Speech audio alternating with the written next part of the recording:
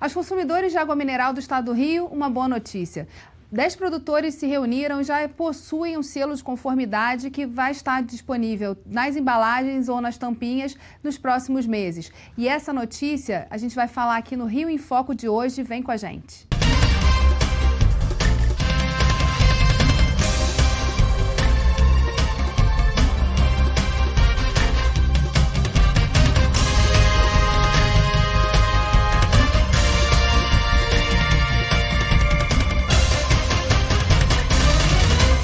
O Rio em Foco recebe o empresário e diretor do Sindicato Nacional da Indústria de Águas Minerais, Sindinam, Marcelo Pacheco, e o geólogo e especialista em recursos minerais da Agência Nacional de Mineração, ANM, Williams Carvalho. Estudo da ABIR mostrou que entre 2010 e 2018 o mercado brasileiro de água mineral cresceu 61% e por ano o setor movimenta mais de 10 bilhões de reais. Para começarmos, é importante estabelecer e esclarecer que toda água é igual, na verdade isso é um mito. Existem vários tipos de água. Vocês podiam falar um pouquinho sobre isso para a gente? Então, Geisa, são várias possibilidades. Acho que o Williams está aqui como geólogo e do Agência Nacional de Mineração. Ele conhece muito mais a fundo do que eu nessa questão. Mas cada água tem sua personalidade, né? De acordo de onde ela vem, qual a origem que ela tem, o tipo de rocha que ela é oriunda. E aí ainda tem a questão da água mineral natural, a questão da água filtrada, que é a água que vem pela rede pública filtrada, água adicionada de sais, né, que ela não é uma água mineral, ela é retirada todos os minerais e bota-se nela a quantidade de minerais estabelecido pela regra. As águas em geral, né, elas são um resultado da interação química entre a água e a rocha em subsuperfície, né? Então, assim, a água sempre vai ser resultado da geologia do local, né? Você, por exemplo, você não vai ter uma água no Paraná semelhante a uma água do Rio de Janeiro, porque as rochas são diferentes, né? E então o Rio de Janeiro ele tem uma geologia muito homogênea do ponto de vista químico e mineralógico, e isso dá águas muito parecidas em todo o estado. Mas quando você vai, por exemplo, para o sul de Minas, quando você vai para Goiás, aí você começa a ter outras características. Então, realmente, a água não é tudo igual. Vai depender do meio natural onde ela se formou. E em relação ao estado do Rio de Janeiro, qual a participação do estado no cenário econômico quando a gente fala das águas minerais? O Rio de Janeiro... Pelas informações constantes, ele tem o terceiro estado em volume de produção, né? Atrás de São Paulo, atrás de Minas, e a região sudeste é a maior produtora de água mineral do Brasil. O Rio de Janeiro ele tem indústrias de água mineral que vai do norte, noroeste ao sul do estado, com águas muito homogêneas, como disse o William, e se caracteriza muito a gente observa isso comercialmente com águas muito leves, né? Água o que a gente fala de matar a sede, né? É um perfil muito característico das nossas águas. Não sei se o Williams concorda com essa questão. E o Rio de Janeiro ele vem se desenvolvendo, o volume de empresas trabalhando, apesar desse sofrimento que todos nós passamos em função dessa crise aí desses 2 últimos anos, mas o setor continua avançando e principalmente em busca da qualidade, que eu acho que é um fator importante nesse processo. Nessa questão da crise, esse setor ficou mais estável, né? Não houve um grande impacto, ou sim? Ele houve um impacto, né? Talvez não na questão do volume de venda, porque a água mineral ela é um produto sazonal. Ela é um produto que ela tem um volume de venda muito expressivo no verão e uma queda bastante significativa no inverno. E o sofrimento veio em função da gente, nesse momento, não conseguir repassar custos. Então, tivemos aumento do petróleo, pressão do dólar, a gente trabalha com embalagens que são residuais desses produtos, equipamentos, etc., e que a gente não conseguiu repassar. Então, tem 2 anos que a indústria de água mineral ela vem trabalhando com os seus custos bastante justos, bastante apertados. E nessa questão de mostrar para o consumidor o tipo de água, a diferença entre uma água e outra, ainda é um longo caminho, principalmente pelas marcas de se consolidarem nesse mercado, né? Hoje, o que a gente tem observado é que uma saída para a indústria da água mineral está na formação e na consolidação de suas marcas. Nós somos um produto, uma commodity, né? No Brasil, a água mineral da época do Império, ela era um produto considerado um medicamento, um produto para tratamentos nas instâncias hidrominerais.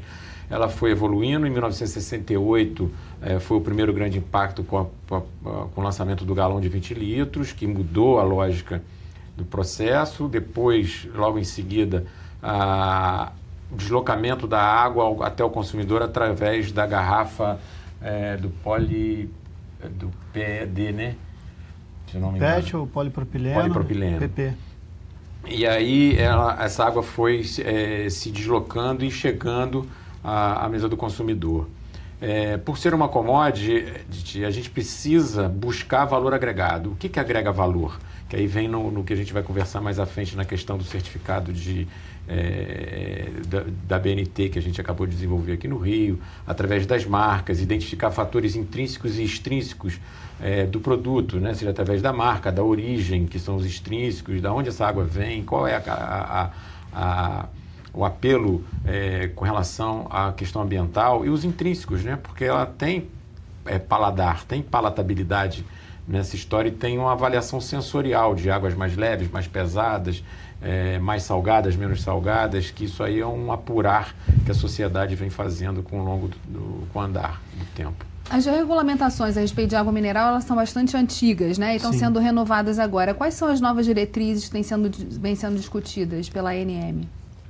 Na verdade, assim, a ANM ela foi criada em dezembro de 2018. Então, ela substituiu o antigo Departamento Nacional de Produção Mineral. E com essa nova estrutura, muitas legislações estão sendo revisadas, né? Mas, assim, hoje não há nada ainda consolidado em termos de mudanças. A gente tem grupo de trabalho discutindo essas mudanças. A Abinam também é nossa parceira, né, nessas discussões. Mas a gente ainda não tem ainda um resultado desse trabalho para divulgar. Mas em relação ao que precisa mudar, já vem sendo discutido quais são os pontos que estão sendo estudados? Olha, eu acredito que a simplificação dos processos, né, a atualização, principalmente. Quando você fala de uma legislação de 1945, ela ainda trabalhava com garrafa somente de vidro, ela ainda tratava a água mineral como um produto medicamentoso. Então, até a autorização para o consumo e para a comercialização daquela água, ela tinha que ser submetida a uma avaliação médica. Isso tudo é anacrônico, está ultrapassado. Então, eu acho que é rever esses pontos que hoje eles não estão mais em sintonia com as demandas da sociedade.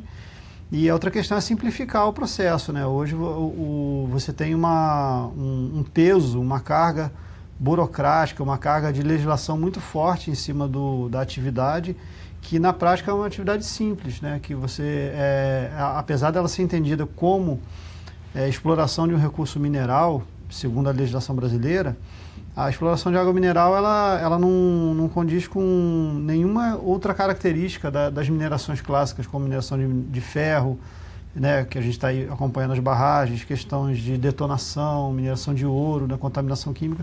A água não tem nada disso, então é um processo que deveria ser simplificado. Por outro lado, tem todas as questões ligadas à saúde e à segurança alimentar, né? Então, são pontos que acabam gerando pontos de conflito e de debate constantes. Sim. Esse é o grande ponto é o ponto delicado, né? Até onde você vai simplificar o processo. Porque, assim, hoje, quem tem competência para fiscalizar uma empresa de água mineral são as vigilâncias dos municípios, né? Essa fiscalização foi delegada pela Vigilância Estadual para os municípios e a Agência Nacional de Mineração. Só que o nosso corpo técnico ele não é formado por pessoas com a qualificação mais adequada para essa fiscalização, né? Nós somos geólogos, engenheiros de minas, técnicos de mineração. Então, nós assumimos essa responsabilidade que vem de uma época quando não existia vigilância sanitária.